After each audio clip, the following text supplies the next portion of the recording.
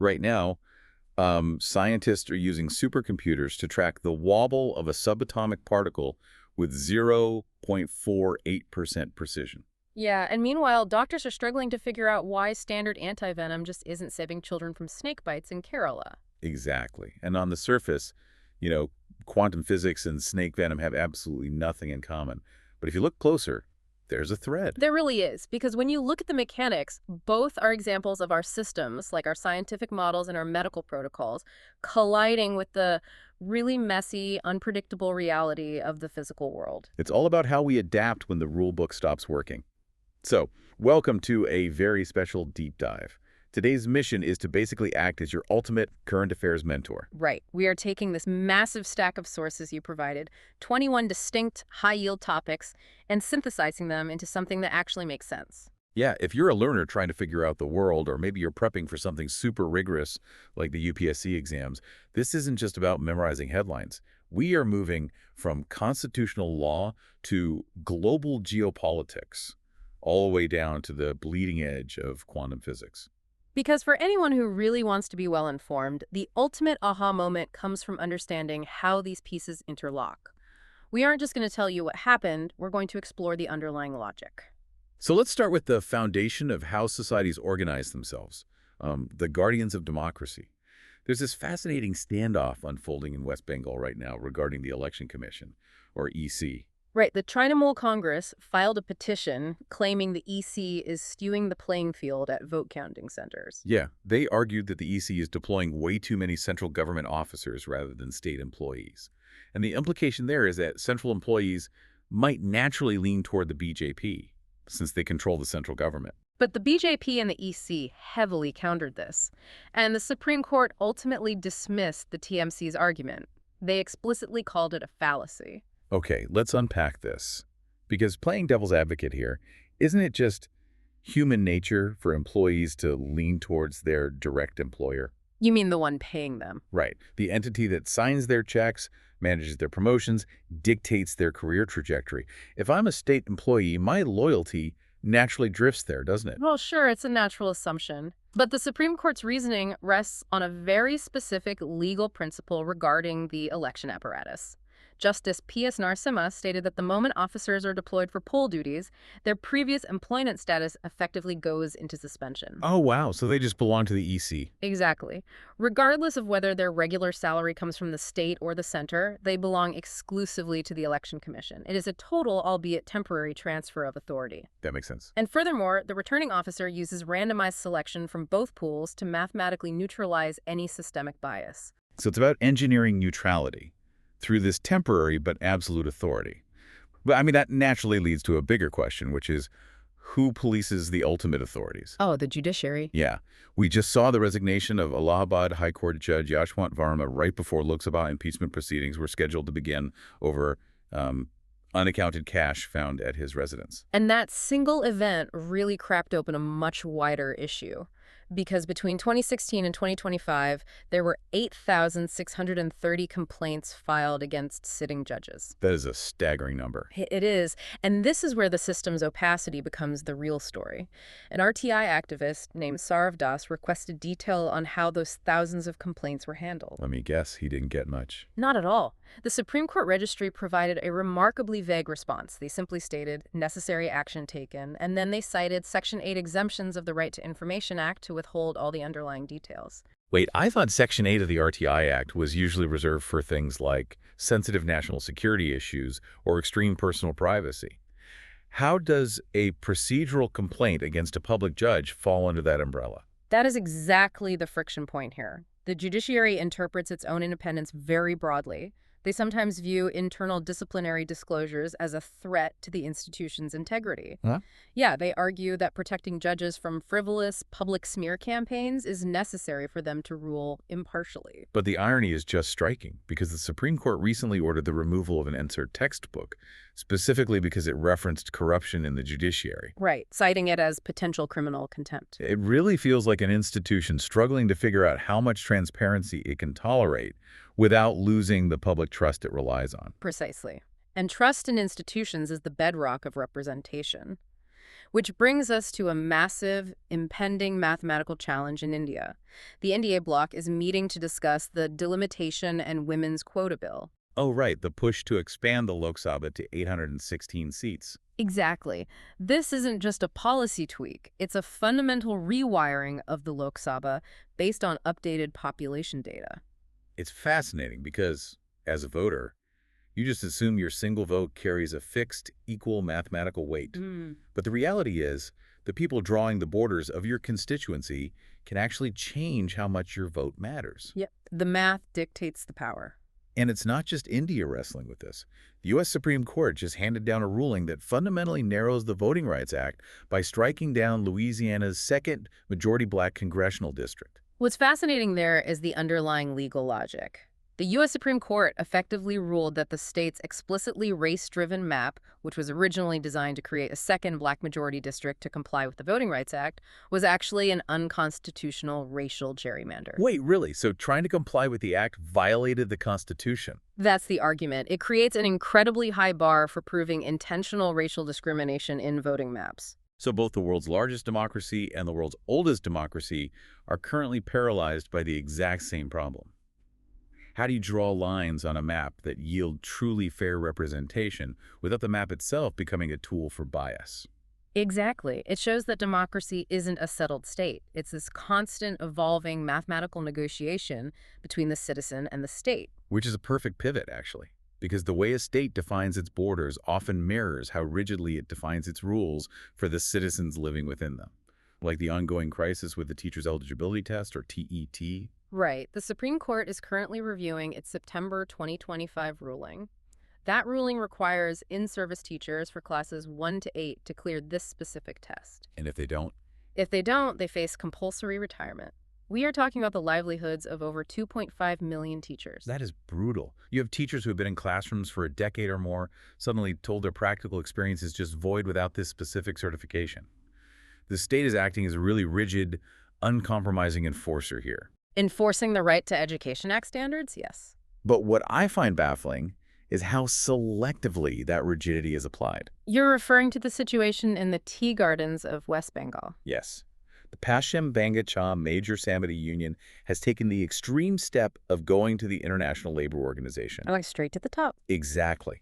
They've invoked Article 24 against the Indian government over unpaid wages and statutory dues.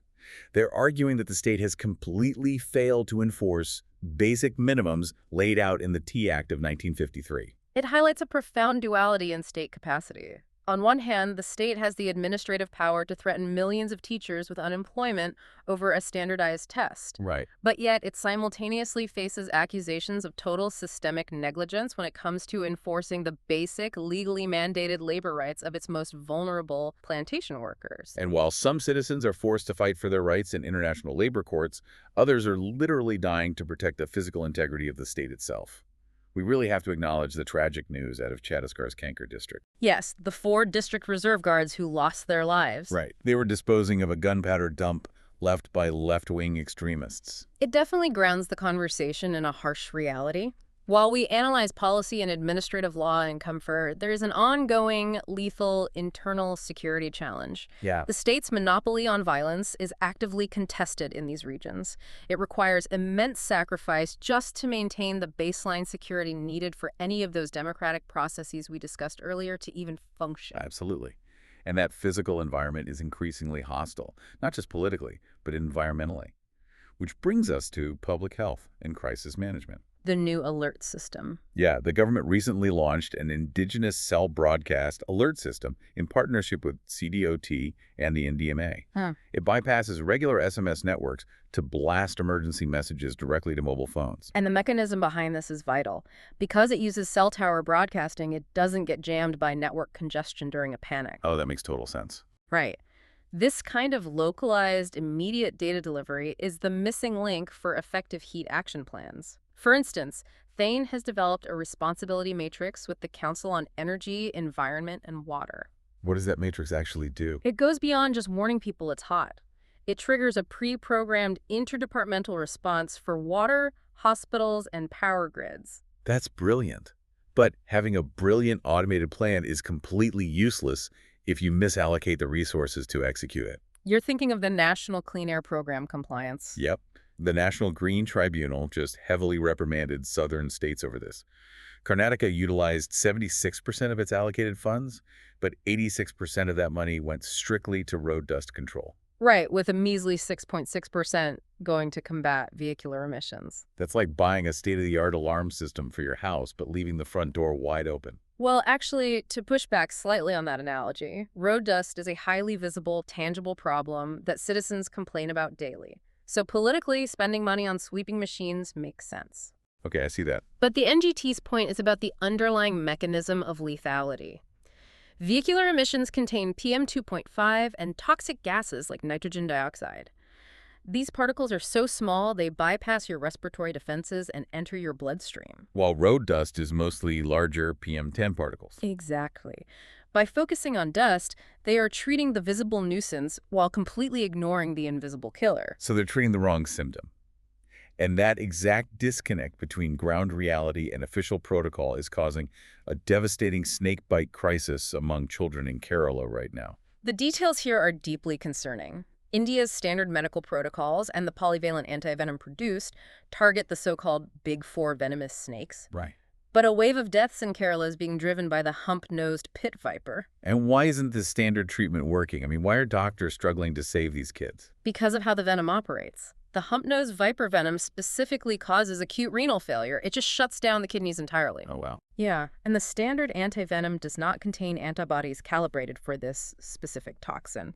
Even worse, standard diagnostic blood tests often come back negative because they aren't looking for this viper's venom markers. So the medical protocol is essentially blind to the actual threat. Exactly. And if we look at medical protocols lagging behind biological reality, that perfectly describes the Supreme Court petition examining the Apnoea test.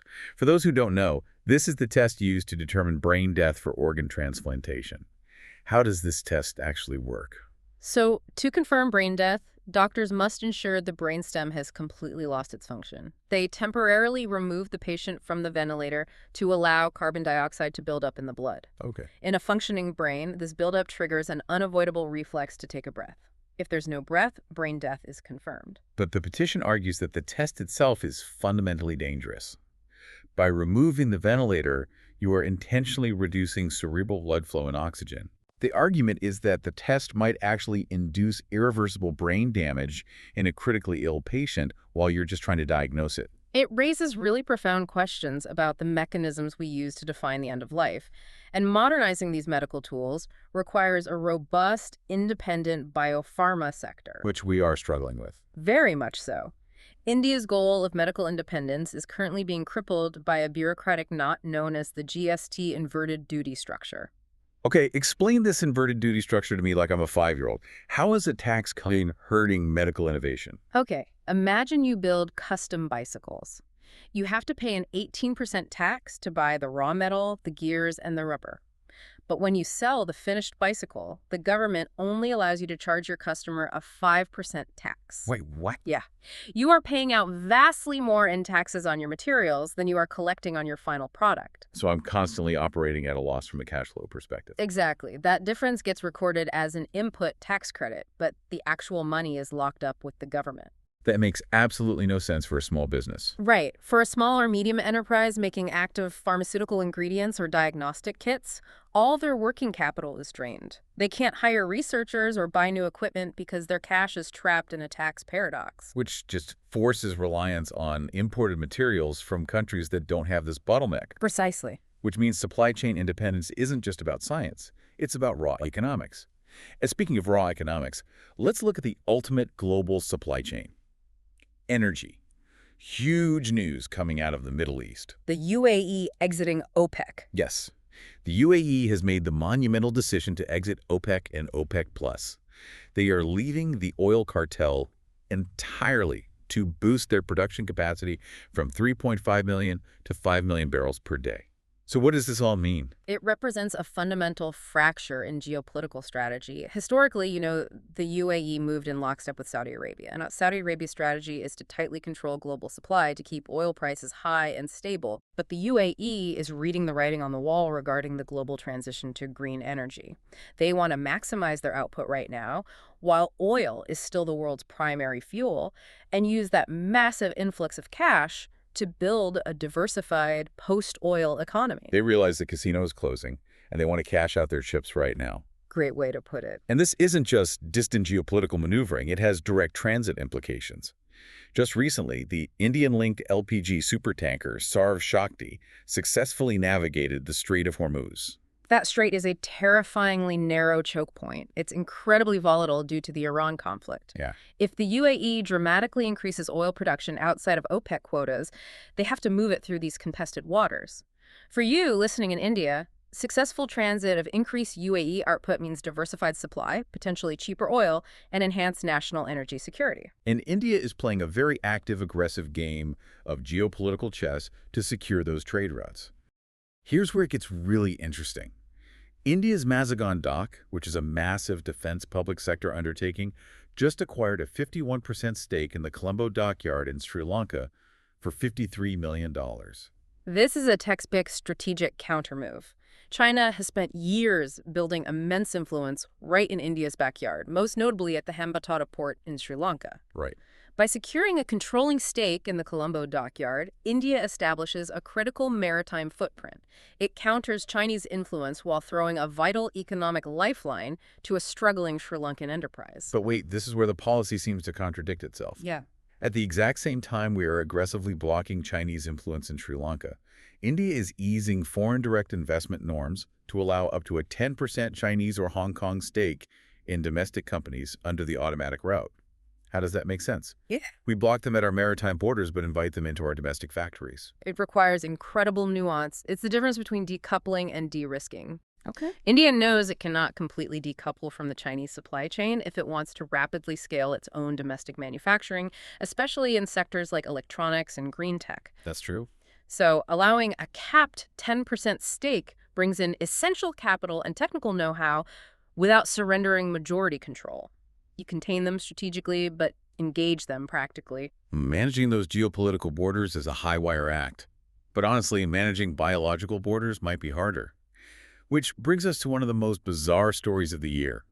Colombia's invasive hippos. Oh, this story is wild. Decades ago, Pablo Escobar illegally imported a few hippos for his private zoo. Now, there are 80 of them breeding out of control, utterly wrecking the local ecosystem because they have no natural predators in South America. And the Vantara Wildlife Rescue in Gujarat has actually stepped up, offering to relocate them to India, but the logistics are just staggering. I mean, how do you even move a herd of angry 3-ton animals across the globe? The physical weight is only half the problem. The real biological terror is a phenomenon called capture myopathy. What is that? Hippos are notoriously aggressive and prone to extreme stress. When you try to trap them, the sheer panic causes a massive physiological chain reaction. Their muscles break down rapidly, releasing massive amounts of lactic acid and proteins into their bloodstream. Oh my God. Yeah, the animal can literally die from the inside out, suffering acute kidney failure or cardiac arrest, simply from the stress of being captured, regardless of how gently you handle them. So it's a massive, high-stakes biological operation where the animal's own panic is the primary weapon against you. That is intense. From the massive, unpredictable biology of a hippo, let's look at what we used to think was the ultimate predictable system for our final section. The bleeding edge of science and technology. The muon anomaly. Yes. For years, theoretical physicists have been losing sleep over something called the G2 anomaly. To understand why this matters, you have to understand the standard model of particle physics. It is a fundamental rulebook for how the universe operates. But recent experiments showed that a subatomic particle called a muon was wobbling in a magnetic field slightly more than the standard model predicted it should. It sounds minor, just a tiny wobble. But if the math is wrong there, the whole rulebook gets thrown out, right? Exactly. It threatened to break our entire understanding of physics. But the anomaly has been resolved. Scientists proved the wobble actually does match the standard model with an incredible 0.48% precision. It's a huge relief. But to prove it, they had to use supercomputers and a terrifyingly complex technique called Lattice QCD. Break that down for me, because standard math clearly wasn't cutting it. Imagine trying to calculate the endless, chaotic interactions of quantum particles in a continuous, infinite space. The variables are limitless. It's impossible to process. Mm. Lattice QCD, which stands for quantum chromodynamics, solves this by putting space and time onto a discrete microscopic grid. Think of it like a three-dimensional spreadsheet. By confining the particles to the intersections of this grid, supercomputers can finally run the immensely complex equations needed to calculate that exact wobble. So they essentially pixelated the universe to make the math work. That's a great way to think about it. It is a staggering triumph of human intellect. But I want to contrast that elegant theoretical math with the messy, brutal reality of modern warfare. We live in a world where we can calculate the wobble of a subatomic particle, yet we're using cutting-edge physics to blow things up. Right, you're looking at the emergence of first-person view, fiber-optic drones in the conflicts in Russia, Ukraine, and West Asia. We think of drones as wireless marvels. Why would armies suddenly start tethering them to physical wires? Because of the unseen battlefield of electronic warfare, standard drones rely on radio frequencies to receive commands and transmit video.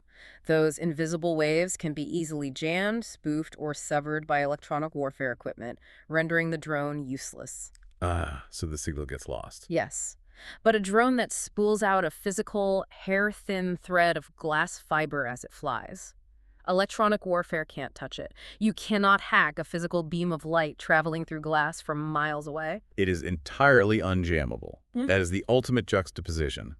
The highest peaks of our intellect are used simultaneously to understand the deepest fabric of reality and to find perfectly unhackable ways to destroy each other on the battlefield. If we connect all this to the bigger picture, it reveals a really fascinating tension. It really does. Look at the journey we've taken today. We've gone from the Supreme Court managing the temporary authority of election staff to the intricate math of political voting maps.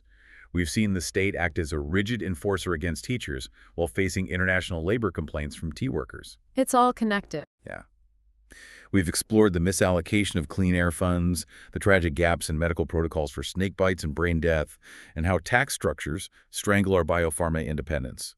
We've charted the UAE's oil ambitions, India's strategic moves in Sri Lanka, the bizarre logistics of moving Escobar's hippos, and finally, the pixelated physics of muons and unjammable drone warfare. It proves that whether you're looking at constitutional law, global trade, or public health, no event exists in isolation. And I really want to leave you with a final thought to ponder. Throughout this deep dive, we've seen systems struggling to keep up with reality, whether it's the NGT trying to track funds, doctors dealing with changing snake venom, or governments managing the logistics of international trade.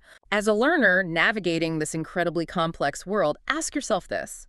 As technology like artificial intelligence and unjammable fiber-optic warfare rapidly outpaces our current legal frameworks, will our traditional institutions like the Election Commission or the Supreme Court be agile enough to regulate the future? Or are we going to find ourselves relying on 20th century tools to solve 22nd century problems? That is a phenomenal question. Are the gears of our current systems strong enough and fast enough to turn the hands of the future? Thank you so much for taking this deep dive with us today. Keep looking past the surface, keep questioning how the systems interlock, and we'll see you next time.